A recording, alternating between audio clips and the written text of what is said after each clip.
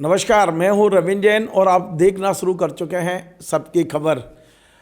मध्य प्रदेश में बुंदेलखंड की राजनीति, खासकर सागर की राजनीति को लेकर अगले कुछ घंटे, कह सकते हैं 48 घंटे काफ़ी अहम हैं, क्योंकि जो 3 आईपीएस अधिकारी वहां भारतीय जनता पार्टी के 2 नेताओं की भूमिका की तलाश कर रहे हैं। उनकी क्या भूमिका है एक आदिवासी की आत्महत्या में, जिसकी तलाश चल रही है, वो रिपोर्ट 31 दिसंबर तक पुलिस मुख्यालय में जमा होना है। आज 29 दिसंबर है, कल 30 है और परसों ये रिपोर्ट पुलिस मुख्यालय आनी है। अच्छा, ये जो जांच हो रही है 3 आईपीएस अधिकारी कर रहे हैं, ये सुप्रीम कोर्ट के आदेश पर और सुप्रीम कोर्ट की निगरानी में हो रही है। पूरी खबर में विस्तार से बताता हूँ। दरअसल ये मामला छोटा मोटा मामला नहीं है। दरअसल 25 जुलाई को जो सागर जिले का मालथौन कस्बा है, वहाँ एक नीलेश आदिवासी ने आत्महत्या की थी।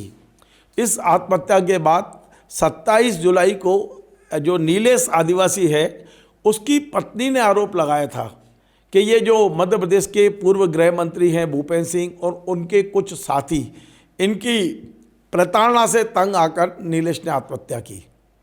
लेकिन इसी बीच में नीलेश का एक चचेरा भाई शायद नीरज, वो सामने आया और उसका ये कहना था कि मालथौन में जो स्थानीय नेता हैं बीजेपी के गोविंद सिंह राजपूत, मैं यहाँ स्पष्ट कर दूं कि ये गोविंद सिंह राजपूत वो नहीं है जो इस समय मध्य प्रदेश में मंत्री हैं, ये दूसरे हैं।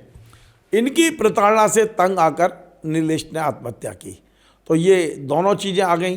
गोविंद राजपूत के खिलाफ एफआईआर हो गई थी, वहाँ शिकायत भी हुई है और भूपेंद्र सिंह जी की भूमिका की कोई तलाश मध्य प्रदेश पुलिस ने नहीं की थी। लेकिन ये सब चलता रहा। इसी बीच में गोविंद सिंह राजपूत सुप्रीम कोर्ट पहुँचे, उन्होंने याचिका लगाई और उन्होंने बाकायदा जो मृतक है उसकी पत्नी के बयान वगैरह सब दिए।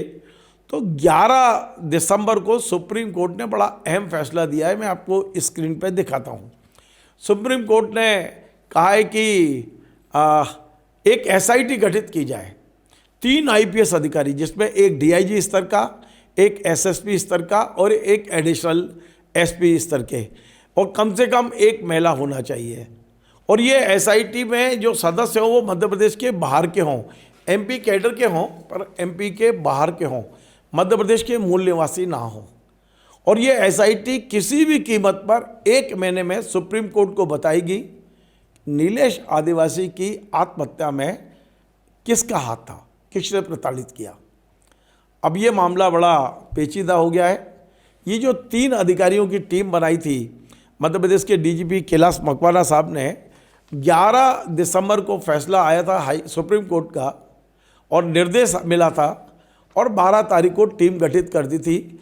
सीआईडी के जो स्पेशल डीजीपी है पवन श्रीवास्तव जी, उनके हस्ताक्षर से आदेश जारी हुआ। इसमें मध्य प्रदेश जो साइबर मुख्यालय है, वहाँ के डीआईजी ए सियाज को इसका चीफ बनाया गया, ये जो एसआईटी गठित की गई। और मयूर खंडेलवाल मध्य प्रदेश के बड़े अच्छे आईपीएस अधिकारी हैं, नए हैं, उन्हें इसका सदस्य बनाया गया। ये इस समय पुलिस उपायुक्त हैं भोपाल संभाग 4 में।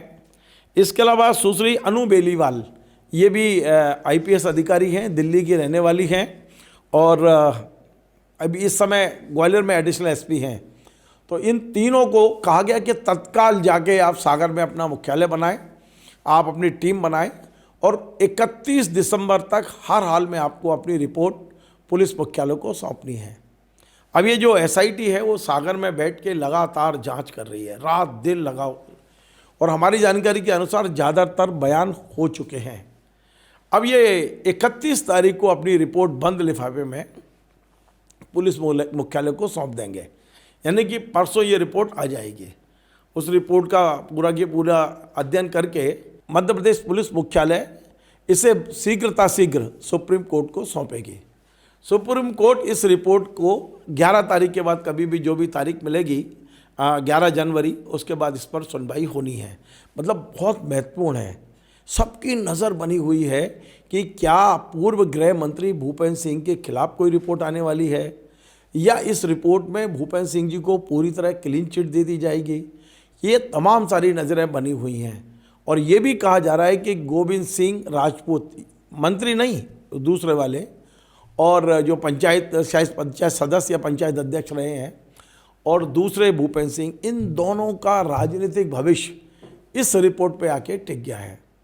अच्छा, इसी बीच में एक और खबर आई है कि मुख्यमंत्री डॉक्टर मोहन यादव 8 जनवरी को खुरई पहुंचने वाले हैं। ये जानकारी ना तो सीएम हाउस ने दी है, ना बीजेपी के अधिकृत उससे आई है। एक्चुअली भूपेंद्र सिंह जी इस समय खुरई से विधायक हैं, मध्य प्रदेश के गृह मंत्री रहे हैं, तो उन्होंने अपने कार्यकर्ताओं की एक बैठक लेके ये जानकारी दी है कि 8 तारीख को सुबह 11 बजे मुख्यमंत्री जी खुरई आएंगे और उनके तमाम सारे वहाँ लगभग 3 घंटे के कार्यक्रम वहाँ हैं खुरई में। अब हमने इस बात का पता लगाया तो कह रहे हैं कि इस पर मुख्यमंत्री जी ने भी शायद अभी फ़िलहाल इस कार्यक्रम को तब तक के लिए स्थगित किया है जब तक इस रिपोर्ट के बिंदु उनकी जानकारी में नहीं आते हैं। वे भी किसी प्रकार के कोई विवाद में नहीं पड़ना चाहते हैं, ऐसा खबर आ रही है। फिलहाल पूरे सागर में, मतलब आप कह सकते हो ना कि तूफान से पहले का सन्नाटा, उस तरह का वहाँ मचा हुआ है। लोग एक दूसरे से पूछ रहे हैं कि रिपोर्ट में क्या है, किसने क्या बयान दिए हैं। पर हमारे पास एक खबर बड़ी पुख्ता आ रही है कि जो नीलेश आदिवासी है, इसकी पत्नी है रेवा बाई, ये लगातार अड़ी हुई है और लगातार बयान दे रही है कि मेरे पति की जो प्रताड़ना है वो पूर्व गृह मंत्री भूपेंद्र सिंह और उनके सहयोगियों ने की है। क्यों की है, क्या है, वो सब उन्होंने अपने बयान में बताया होगा। लेकिन क्या जांच टीम उसकी बयान की पुष्टि कर चुकी होगी? क्या जांच टीम उन सब चीज़ों को लेगी? अब हमें एक जानकारी और मिली है कि जितने भी बयान हुए हैं इस बार सबकी वीडियो रिकॉर्डिंग हुई है, और बयानों के साथ में ये जो टीम है ये सुप्रीम कोर्ट में वे तमाम सारे वीडियो भी प्रस्तुत करने वाली है। यानी शायद भूपेंद्र सिंह जी के भी बयान हुए होंगे क्योंकि उनका नाम प्रमुखता से लिया गया है। शायद गोविंद सिंह राजपूत के भी बयान हुए होंगे, उनका भी बयान नाम लिया गया है। हाँ, सुप्रीम कोर्ट ने एक बात ज़रूर कही है कि यदि गोविंद सिंह राजपूत की कोई भूमिका मिलती है तो उनके खिलाफ कोई कार्रवाई तब तक ना की जाए जब तक सुप्रीम कोर्ट निर्देश ना दे। यदि अन्य के खिलाफ मिलती है तो ये एसआईटी कार्रवाई कर सकती है। यानी गोविंद राजपूत के अलावा यदि किसी की कोई भूमिका इस मामले में हुई तो जो कानूनी कार्रवाई होती है, पुलिस जो कार्रवाई करती है, वो करने का अधिकार इस टीम को है, एसआईटी को है। बड़ा सबकी नज़र इस एसआईटी पे टिकी है। पूरे मध्य प्रदेश में भारतीय जनता पार्टी की जो राजनीति है वो इस एसआईटी की रिपोर्ट का इंतज़ार कर रही है। क्या होना है, क्या होगा, क्या नहीं होगा, तो हम भी इंतज़ार कर रहे हैं। आज खबर बताने का उद्देश्य इतना ही है कि अगले 48 घंटे बुंदेलखंड की राजनीति के लिए अहम है। ये 48 घंटे के बाद हम भी सूंघने की कोशिश करेंगे कि टीम ने अपनी क्या रिपोर्ट दी है, क्योंकि 31 तारीख को, 31 दिसंबर नए साल से पहले ये रिपोर्ट पुलिस मुख्यालय में सबमिट होनी है और पुलिस मुख्यालय बंद लिफाफे में इसे सुप्रीम कोर्ट को भेजेगा। देखते हैं क्या होता है। नमस्कार। Join the next be the best, Bundelkhand का सबसे विशाल और आधुनिक विश्वविद्यालय ज्ञानवीर यूनिवर्सिटी। ये सिर्फ एक यूनिवर्सिटी नहीं, ये है आपके सपनों का लॉन्च पैड। यहाँ मिले आपको smart classrooms, modern campus, updated labs और एक्सपीरियंस्ड फैकल्टी। हर स्टूडेंट को मिलता है कॉन्फिडेंस, ग्रोथ और एक ब्राइट करियर का प्रॉमिस। नए सेशन के लिए एडमिशन ओपन है, तो इंतजार कैसा? आज ही कांटेक्ट कीजिए।